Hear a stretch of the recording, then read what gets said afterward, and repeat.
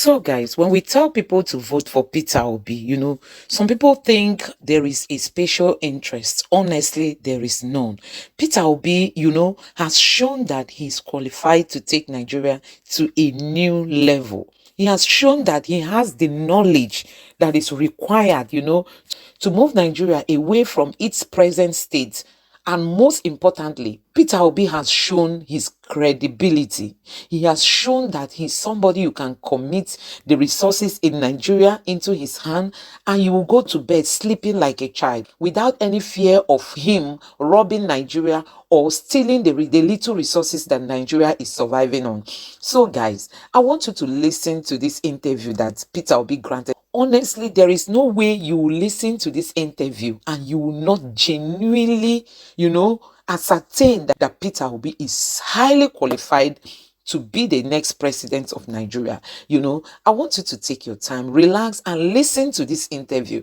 You'll be convinced. And for me, I think this was the interview that really converted many Nigerians to become obedient.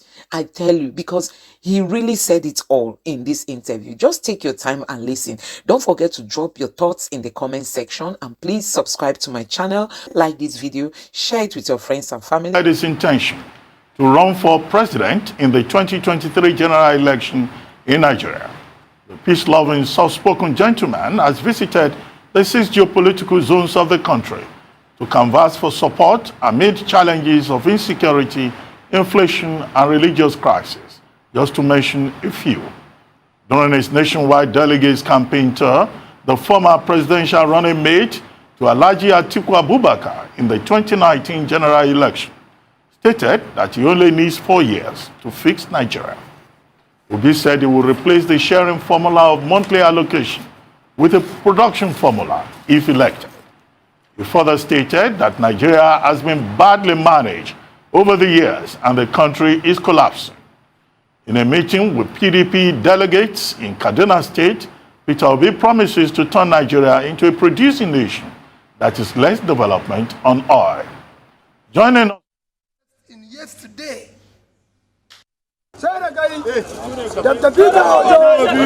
Since his tour across the Federation soliciting delegate support, presidential hopeful Peter Obi has visited 34 states. While speaking to party delegates in Kaduna, Obi laments the state of insecurity, surging unemployment rates, and the over 15 million out-of-school children in Nigeria. He tells delegates that it's time to rebuild Nigeria, taking the nation from its consumption status to a production-based economy. When Obasanjo left government, we were owing just 3 trillion. Today we are owing 58 trillion. And Nigerians don't care. Nobody cares here. Everybody thinks they see something to share. People of Kaduna, all I came today to tell is that whatever we are sharing is finished. We must not build. We must not go back into productivity. All that the government, all that I can do is to invest in our youth. We have youths who are energetic. We have youths who are hardworking.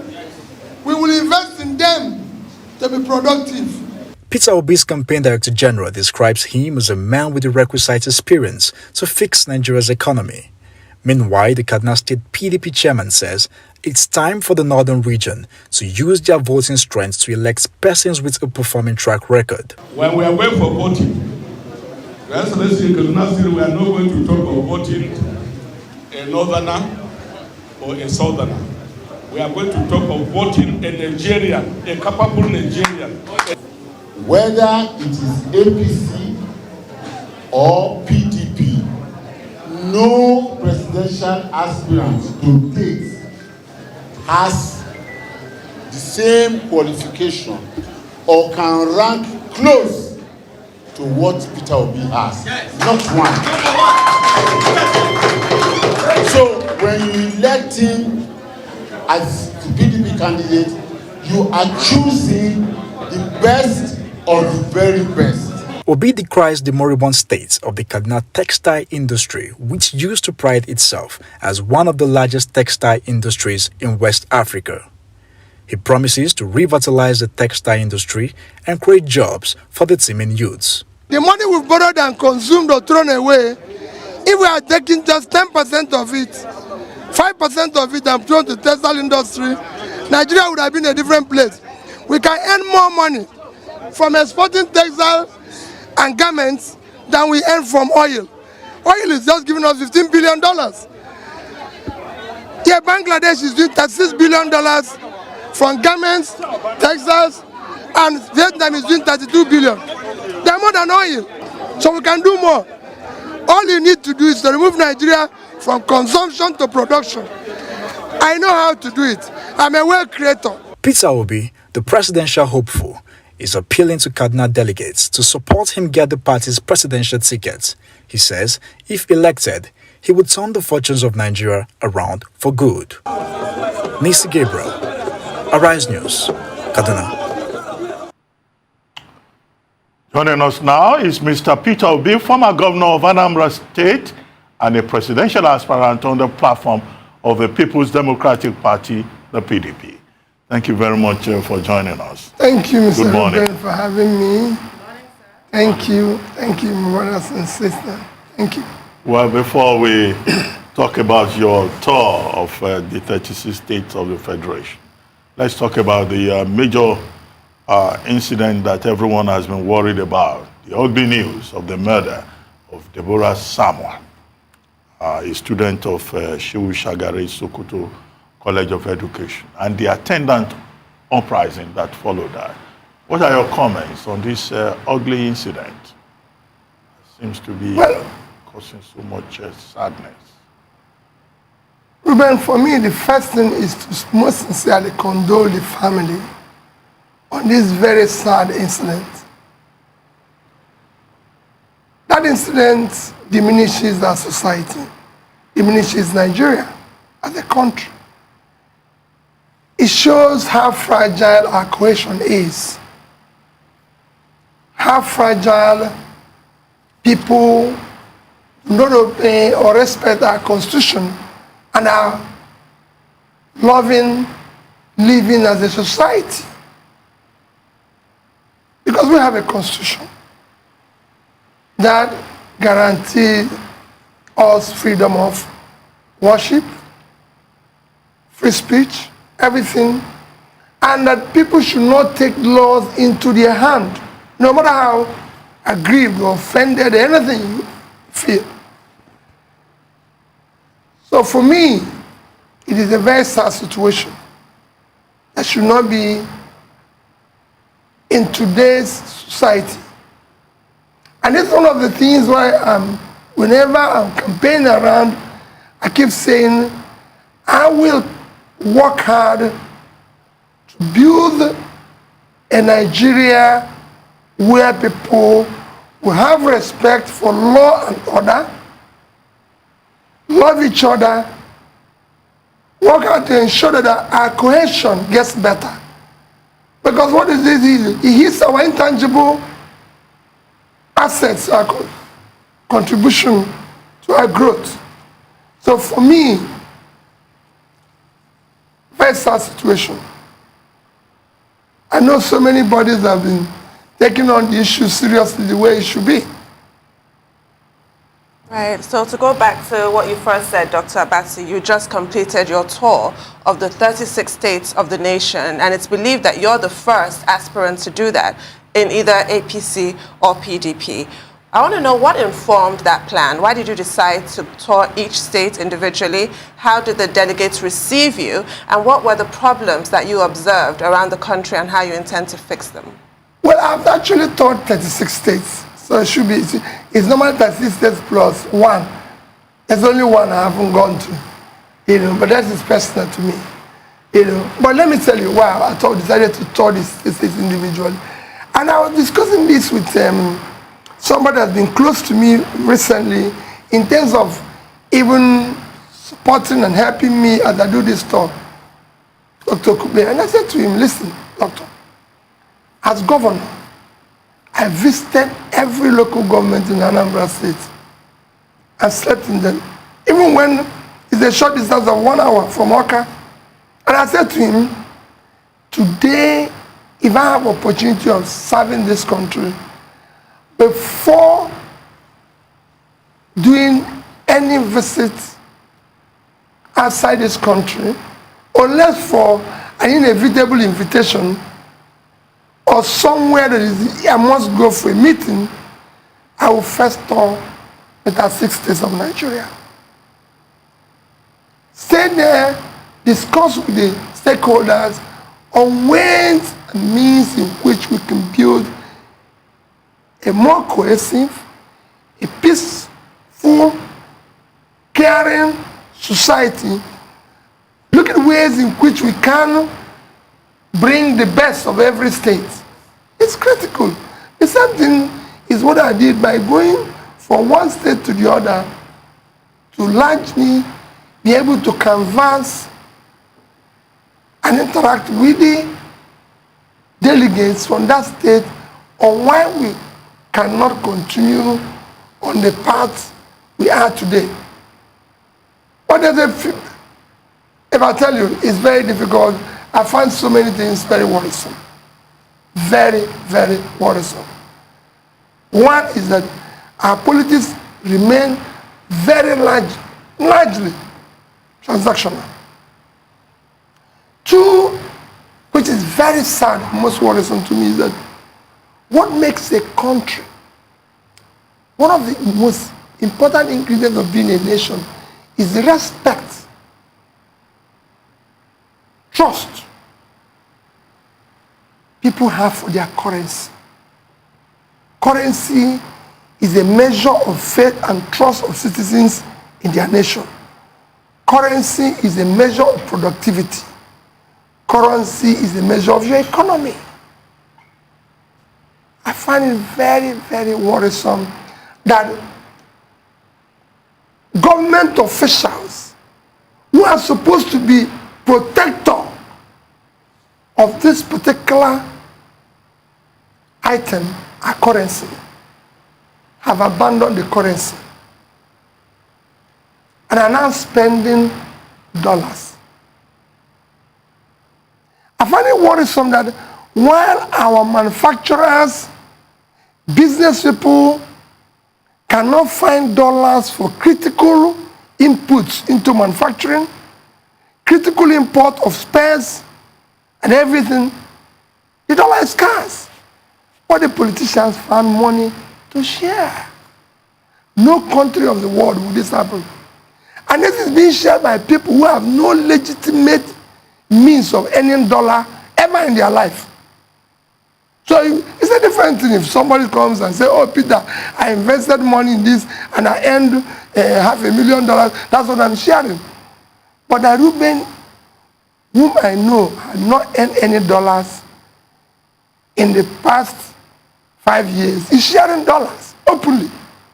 And nobody is questioning that. One, you diminish your currency,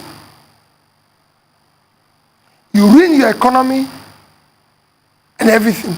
I was in Morocco just within the past 3 weeks.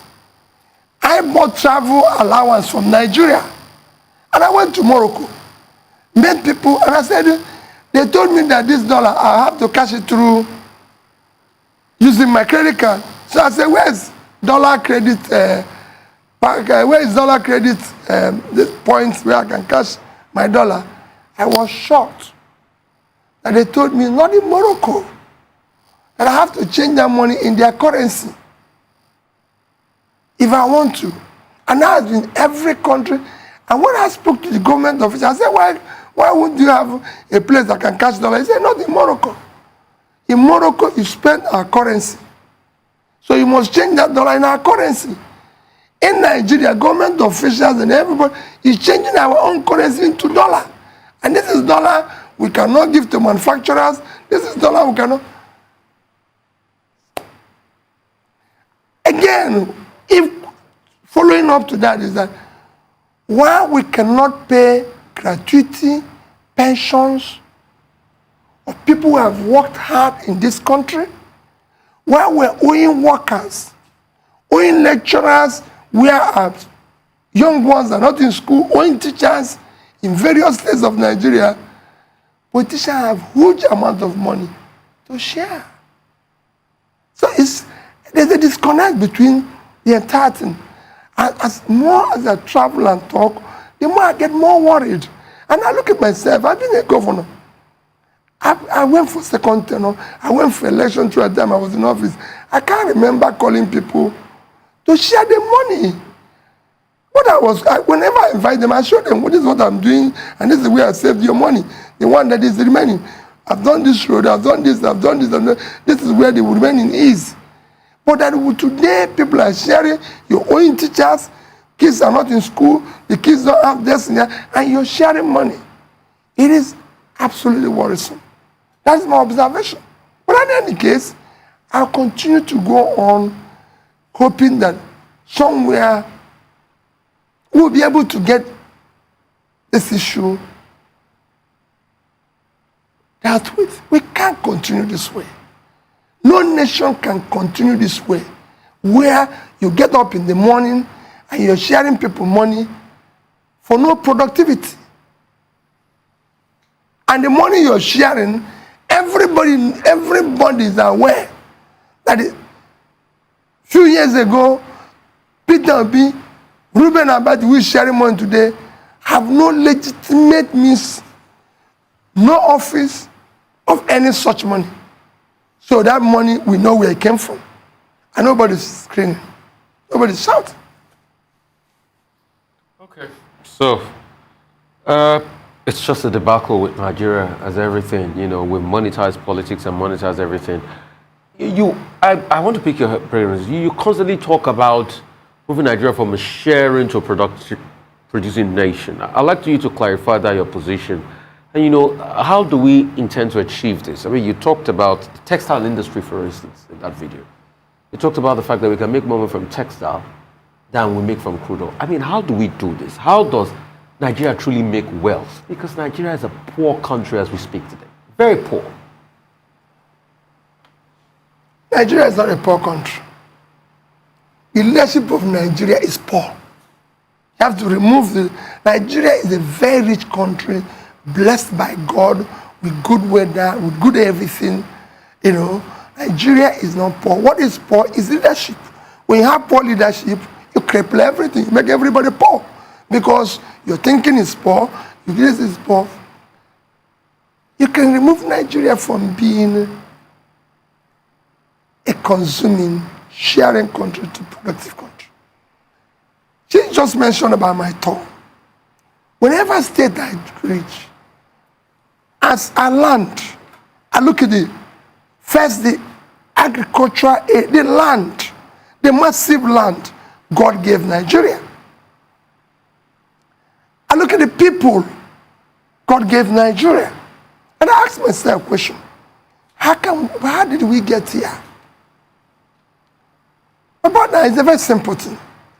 Nigeria is a country of about 31,000 square kilometers of land. 923,000. 923. Very good. Very good correction. Vietnam is 331,000 square kilometers. Nigeria is 200 million population. Vietnam is 100.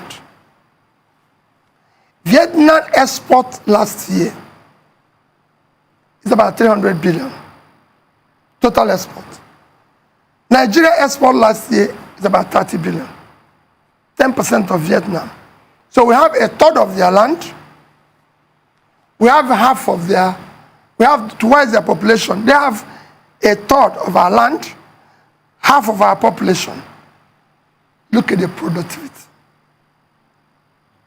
That shows, they're producing anything. The 5 or 6 biggest states in Nigeria, Niger, 76,000 square kilometers, Borno, about 70, Taraba, 54,000, I think Kaduna, 46, Bauchi, 45. The 5 biggest or 6 biggest states in Nigeria is about 340,000 square kilometers. It's bigger than Vietnam, just 6 states. And look at what they're doing. And what is Vietnam exporting?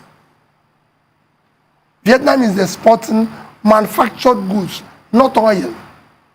98% of their export is manufactured goods. Number one is electronics. Are you saying it cannot be manufactured in Nigeria? It can. We had Debo Electronics back No, in the days. I said it can. Even when that time wasn't in Vietnam. Are you number two, or followed by that, is again issues of funds. Number three is textile that I mentioned, 32 billion. Kaduna used to be home of textile and garments. Where is it? These three sisters I called you, Kaduna is there. They're not doing that. I said it in Kaduna, that we can export even if it's just 2 billion. They are doing 32 billion. Bangladesh is 36. There's nothing happening in Kaduna. In fact, you can't travel to Kaduna. I wanted to go to Kaduna. People said, you can't go to Kaduna by road. No flight goes to Kaduna. No train goes to Kaduna. If I want to go to Kaduna, I have to go to Kano and drive to Kaduna. What are you talking? Kaduna? Where we have all our military instructions and everything. No. Because you've created a country that is not productive. It's simple. So, this is just talking about being productive. The fourth or fifth biggest export of Vietnam is footwear, which Abba can deliver. Abba used to do it, 23 billion. More than oil, just shoes and footwear. This is something that is so simple that you can do. I was in Bangladesh. You see me give an example. For good 1 week, went to the villages, saw women sewing and doing this clothing, they are exporting. And I can tell you, Nigerian women are bright, more hardworking than these women. All we needed to do is to support them, ensure proper government committed grants to them, not to TV show. It is a straightforward thing. I can go on and show you why to even turn in these states that I mentioned, 340,000 square kilometers. It's just, Netherlands is just 10% of them. 10%, 333,000 square kilometers. They exported agricultural goods, 120 billion. These 6 states can't even feed themselves. I was in Taraba, and I was landing in Taraba. I look at the lovely place, the Mambila area, and everything. You can grow coffee there. Ethiopia, this is not first world now, exported coffee last year, $905 million. You can go and check it. Ethiopia, this is not foreign, not Colombia now, who have done much more, but Ethiopia, yeah. You can grow flour there. Kenya did flour. Almost $500 million last year, flour export.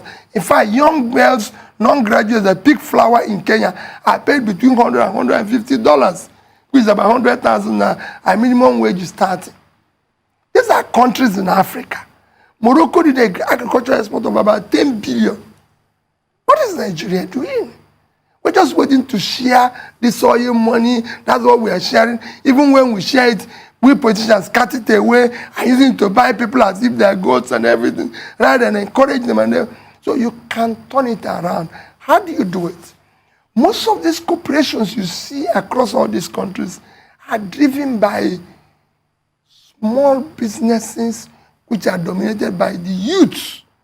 And we have large of them. Very innovative, very entrepreneurial, You see how these boys even call Yahoo boys? That's how India started. They were doing Yahoo until a leader came and turned them around. They turned that the same thing they were using to defraud people into what became today that India dominates, the ICT. That shows the talent is there. What they need is direction, somebody that will pull them in the right direction, support them, small businesses. Small businesses have died here. That's what is driven. Service industry contributes 41% of GDP of Vietnam. And what is happening there is all SMEs doing small businesses. Our manufacturing today contributes only about 9%, even below that, of our GDP. Not for a developing country, not for a country of our size. China is 30%. If you go to other countries, you see it, they are above 15%. That shows you don't have power, you don't have anything, you don't have access to it. These are not rocket science. A lot of people say there are structural problems on ground. So if you say you want to do all this without fixing power, for instance, other structural problems, how do you get it done? That's what I'm telling you. Fixing power is not rocket science. Let people not talk about this thing. You see, we got it wrong from the first privatization and other things and everything. Well, because you must have a commitment that you're going to do this right. What happens in this Nigeria is that, okay, we want to privatize power. We do not look at the study from beginning to end and know how this is going to. What are we talking about power? Between 2015 and today, Egypt had doubled its power production from 26,000 to 55,000. Egypt, I mean, if we don't want, I as a president, will go there and sit there and say, how did you do this? It's not from the moon. Today, you are the giant of Africa. You're generating 4,000 megawatts, which is what we've generated since I was born. The second biggest economy, South Africa, is doing about 50,000 with 60 million people. The third biggest economy, which is Egypt, is doing 55,000 with 100 million people. Let me tell you, if we want power to change, it will change. The first time we borrowed money to do power here was 1964. You have seen me say it. I went to Tumbo Tafa Balawas. People say, where are you going here, Peter? I said, I came to pay respect to this great man who loved Nigeria, who governed Nigeria. In September 1964, all of you have access to it. Tafa Balawas wrote World Bank saying, I want to borrow $82 million to build Kainji Dam 58 years ago. In that letter, he said, to spur economic growth of my country. In the reply from the World Bank, they said, we approve this because it will help in development of your country. If you value $82 million in today's money, it's about $1 billion. So for $1 billion, he had the foresight to build about 1,000 megawatts of electricity. Today, our debt is about $120 billion. Imagine if you threw a third of it to generating power at $1 billion per 1,000. We would have had 40,000 megawatts. This place would have been a manufacturing hub for the entire Africa. Because we have the talent, Newi, Eba, Kanu, everything. I went to Kanu. All the industries are dead. So what you have now is that you have millions of people who are begging. I went to Onitsha, same thing. I went to Aba, same thing. These are people who are industrious, who wants to work, who are willing to go back. So you can change it by borrowing the same money and throwing it in the right direction, not borrowing it for sharing or for anything of anybody to talk, something like that. So it's very easy. We can change it. Okay. Well, all this about productivity and making Nigeria competitive, I guess we can't do it without strong human capital. Completely. With capacity. Yes. And only the other day, the chief of the field office of UNICEF in Kano was saying that the number of out-of-school children in Nigeria is now about 18.5 million. Out of that figure, the same figure that used to be 10.5, at one point we were told it was 13 million. Out of that 18.5 million, 60% are girls, the girl child. And these 60%, most of them are in one part of the country, the northern part of the country. How do you intend to tackle this issue of education in the country to ensure that we have a competitive, group that can take Nigeria forward and ensure this productivity that we've been talking about? Ruben, I've always said that my number one priority is education. Number two is education. Number three is education, because the more educated your country is, and it's been shown, the better your economy. Because you can't talk about productivity, you can't talk about it without investing in education. And it's very simple, especially in education of women. You can't talk of any country that is doing well today without talking about education of women. Because actually, they're more organizers. They're better in terms of being productive.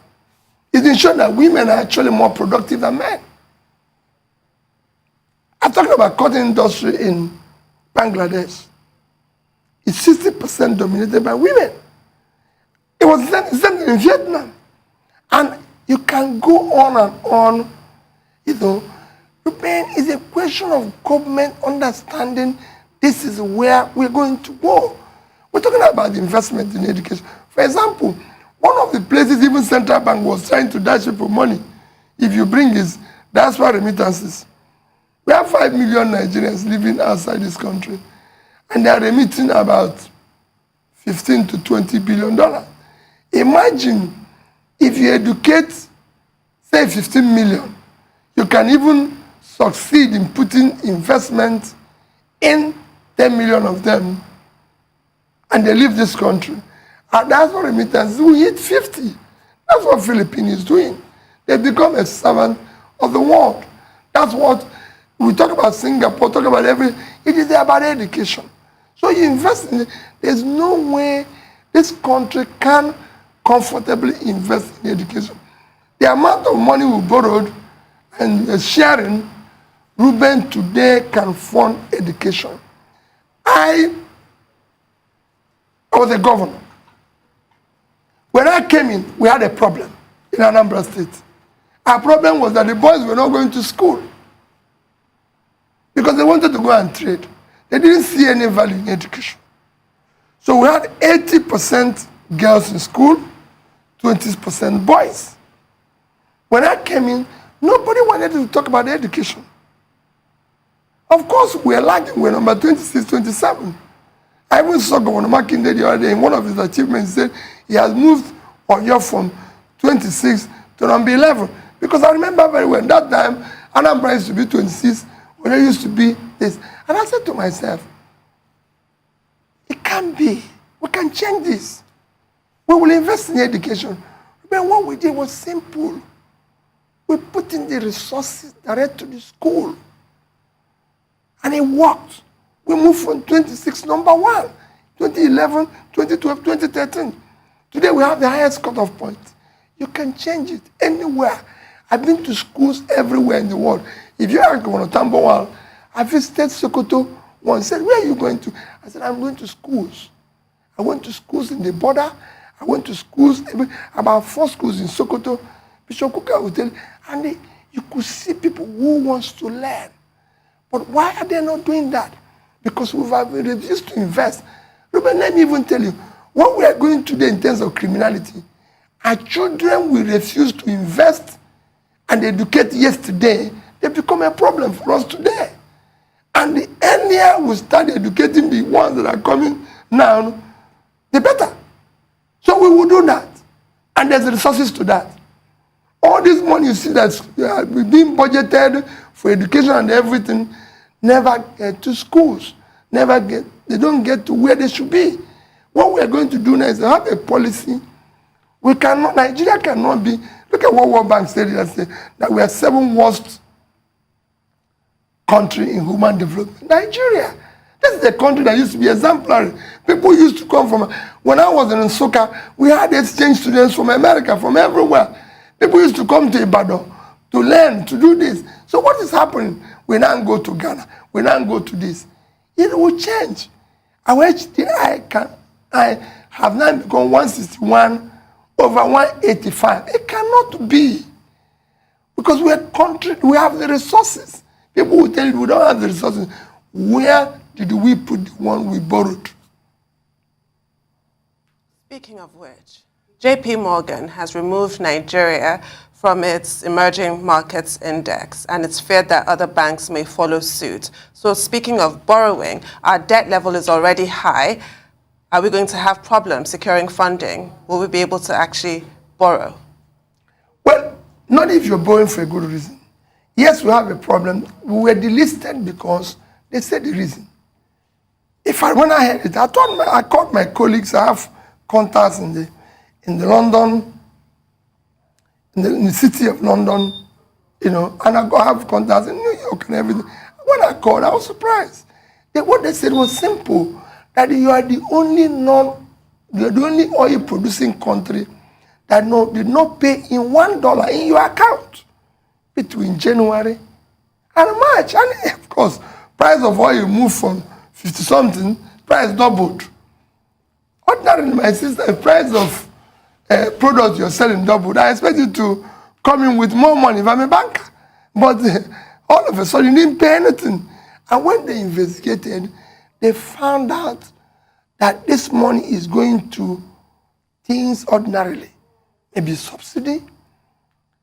There's no way our budget of subsidy for 1 year should be bigger than our budget of health for 5 years, our budget of education for 5 years. That shows there's something wrong. What are we subsidizing? Let's discuss it.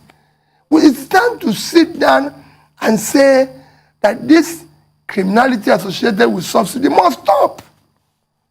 We have a country. We do things here without conscience. Even among the worst corrupt and stealing country, there will be conscience. People do ask me. And I said to them, hey, wait a minute. I'm not, and I did not take Anambra State money. But even if I did, for the fact that I left 75, if I had taken 5, at least there's conscience. But for the fact, no way. I don't. I say it any day, anytime. Capital no. Go and show me one. And I challenge anybody. Show me in the 8 years of Peter Obi being governor where Anambra State money was mismanaged. Challenge anybody. And that's what I tell people. Do not bother about how my private life or this. There's so many things Peter can do to make money. I'm a great creator any day, anytime. Whether here, in the Western world, anywhere. Because there's so much opportunity in life. But I'm saying that even if you are, you should have conscience. You should say, no, this is wrong. This is right. So where is the money? So they delisted us because we didn't save any money. But that will not stop us from borrowing. People say our debt to GDP is low. It's low compared to, say, Egypt or Morocco or anything. But see the difference. If Morocco issues a bond today, say for $10 billion, the interest rate will not be more than 3%. So Morocco will need to pay out only $300 million. Because they have an economy that is stable. Their position is overweight, which is what JP Morgan is saying. So they have a saving. If Nigeria issues the same bond, they will pay 10%. So because you're not in borrowing and doing the right thing, you've lost $700,000, $700 million. For the same amount, another African country borrowed, because Morocco have been able to build their intangible assets to where they are stable. There's peace, there's unity, there's law and order. But you can't do it. It's not the same thing in Nigeria. So that differential you're wasting in your borrowing, which is what is happening even in the one we're owing now. Let's say we're owing $100 billion. So you are now pay $100 billion at 3% would have cost us $3 billion. $100 billion. $3 billion to start. But you're not paying 10. So you're losing $7 billion. If you had thrown $7 billion into education, health, fighting poverty annually, in 5 years, you have a difference. So you need to build that where you have that intangible asset that gives you that state. That's what Nigeria used to be. But you threw all that away. Yes, other countries in Africa, like Ghana, have physical issues, but we shouldn't because we have some assets that we can utilize. Okay. I want to talk about institutionalized corruption. The fact that corruption has become institutional. Almost no ministry or MDA is removed from corruption. We're talking about this morning the story of the Accountant General of the Federation. And shocking enough, the last Accountant General of the Federation too had corruption allegations. So in a country where the two back-to-back Accountant Generals of the Federation have had corruption allegations, it's an indication that the country, like I said this morning, is already building a bacterial culture of corruption.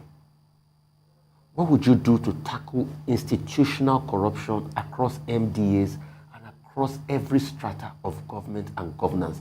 That same corruption that makes people that have not done anything in 5 years be spending dollar like they are spending naira.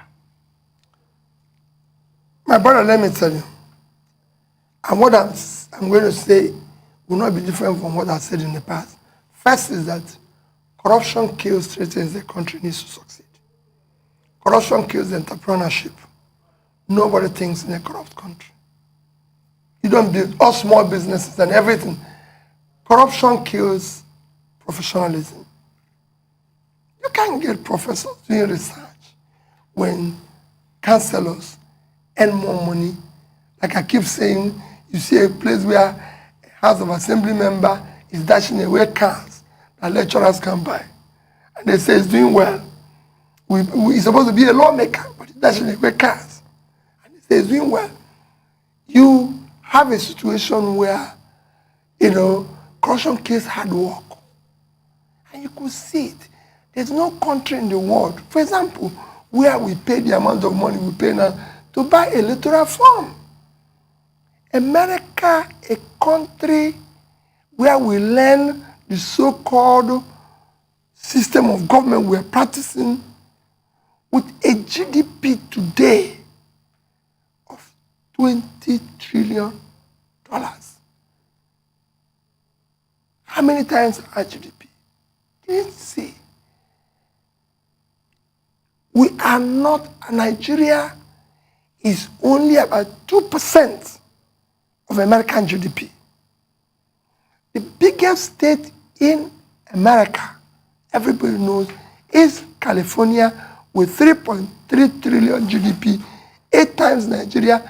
If you want to contest governor there, you can't pay more than, and just the filing fee, maximum $4,000 something dollars, maximum. And you have to show proof where you got the money from. Then in Nigeria, you pay $100,000. And this is just to be governor. $240,000, even in the APC.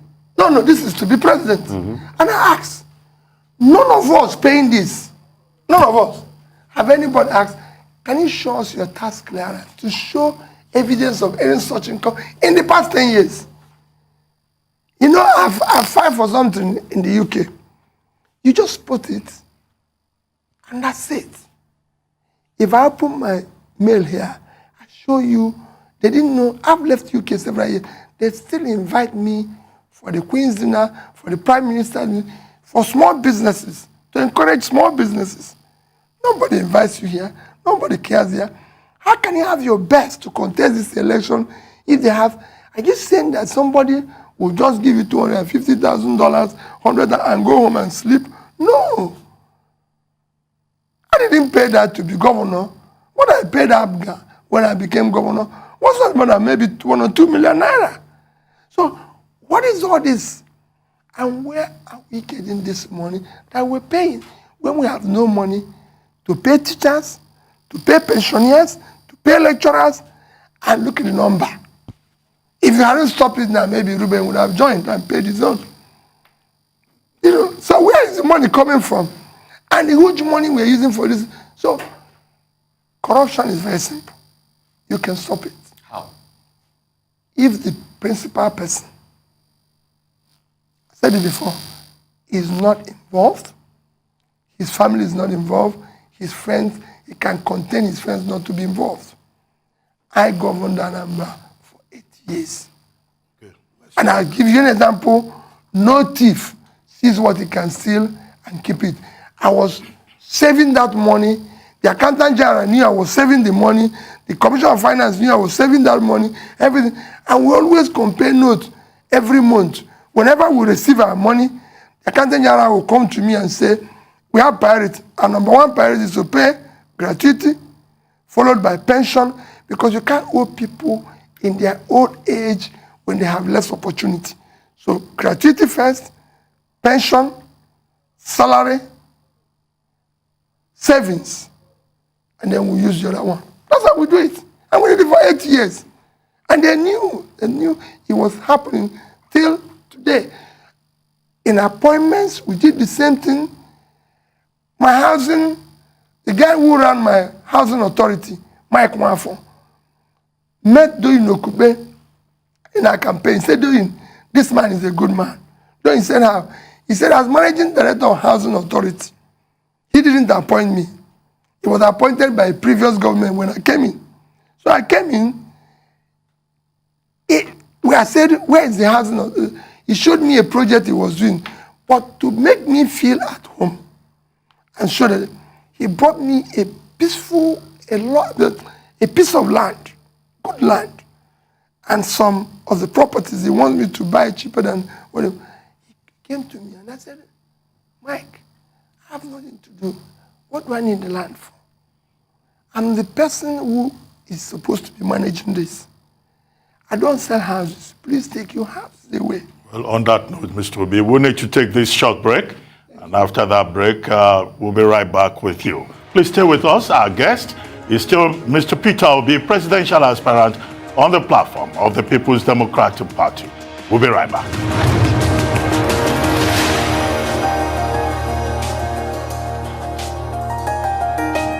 Welcome back to the morning show here on the Arise News channel. Still with us, our guest is Mr. Peter Obi, former governor of Anambra State and presidential aspirant on the platform of the People's Democratic Party, the PDP. Thank you for staying with us. Thank you, Ben. I was going to ask you about the party primaries. Now, the other week, the Inter-Party Advisory Council approached INEC and asked INEC to postpone the primaries or to give an extension of time for up to 2 months. And INEC said, no, it's not going to shift because there will be uncertainty, there will be distortions, other activities will be affected. Now, only yesterday again, INEC has expressed concern that 3 weeks to the deadline for primaries, the political parties are not organizing their primaries, they're not holding the primaries. Instead, the PDP shifted from May 21 to May 25. The APC also shifted by a few days. Most of the other political parties, most of the primaries are scheduled for between June 1. Some are even holding their primaries on June 3rd, the last day for the submission of the list of candidates. Why is this the case? Do you think that they are trying to blackmail INEC into offering an extension? And why is everybody waiting till the last minute with a timetable that had been announced long ago? Quite frankly, Ruben, for me, I also think that the time, yes, it's been announced a long time ago, but I also think that the time is too short, personally. The reason is that the primary stage should be allowed to be a bit longer in order for people to scrutinize all of us who are aspiring. If you follow, I don't know very well, but if you follow primaries globally, it tends to be I believe it's a little bit longer than what we had, or what we're getting now. Because it is important that you have more time, just like we don't do enough of scrutinizing, enough of investigation, enough of interrogation, enough of even debates at the primary stage, which will help to at least, like all these things I'm saying now, when I was governor, I was not owing gratuity. When I was governor, I was not owing contractor. When I was governor, I was not owing this, I was not doing that. You're saving this money. These things are things that should be investigated. Because you now find some of us who would have been governors, who have been this, writing some glossary, manifestos, even policy documents that is totally at variance with what they've done in the past. Clinton became president of America, which you can say remains the best American president in the recent time, because he was one to achieve a balanced budget that we can remember by what he did in Arkansas. People went and interrogated, verified those things he was claiming. That's how it works. Even Donald Trump was voted because of his business background. So there must be something people can look at and say, hey, wait a minute, Rufai is this. All these things Rufai is saying every morning on TV. Let's go and even look. What is he doing? How does he even live? And everything. You could even go and find out Rufai have broken the head of his wife and everything. These are investigations you need to find out. What this man is saying, is it true? Is it this? No speculation. That's what we need to do. How distracted is this man? Is he going to concentrate himself? So for me, I think, and if you finish the primary, say end of this month, Ruben, you have 8 months to campaign. Again, I think it's a long time. 6 months should be ideal. So for me, personally, this primary should be like they requested around July, August, and then follow on. So there is enough time to say, all these things Mr. Obi is claiming, can we go and investigate? He said he had a business 25 years ago in the UK that is doing a turnover of millions of pounds. Bank give him this. Let's go and find out. That's why people come in, these organizations like you come in, they even fly people to say, hey, this is this. So we can say, yes, having verified, what Obi is saying is this. So it's critical, but when you rush all this with everybody going around, like I said, sharing naira, sharing dollars, sharing all currencies, all manner of currencies, this long time, I say, we'll even say, these campaign funds, where is it coming from? In America, one of the biggest things they investigate is campaign funding. So you can't just go and share people money. More so when we're damaging our currency for another country's currency. So these things are things we can look back and say, let's investigate this, let's interrogate this. This man said he moved education from here to here. This man said people were not going to school. Somebody can go to Anambra and say, let's visit all these schools he's talking. Dennis Memorial Grammar School, CKSC, all this. What is it true? These buses he said he bought for school, is it true? Did he provide a computer, go to Xerox computer and said, this man said HP in Lagos, yeah. This man said he bought you 30,000 computers. That is the biggest in Africa. Is it true? This is why that long period. Now when the person becomes a candidate, we are now left with 2 choices of bad and worse. Everybody starts scrambling. Maybe, okay, Rufai. But Rufai is better than Ruben. Or Rufai is better than Peter. But if you check it, they are the same thing. So, guys, you have listened to what Peter Obi said. In case you are still undecided on who to vote for come 2023, I tell you, you can make that decision right away. Peter Obi is the right man for this job. Possibly you want to support your party, but I tell you, the mess Nigeria is in today, we are just looking for somebody to come and redeem us. So now that you've listened to Peter Obi, no doubt you should make up your mind in case you have not decided to vote for Peter Obi come 2023. Thank you and see you in my next video. Bye. Please subscribe to my channel, like this video, share it with your friends and family.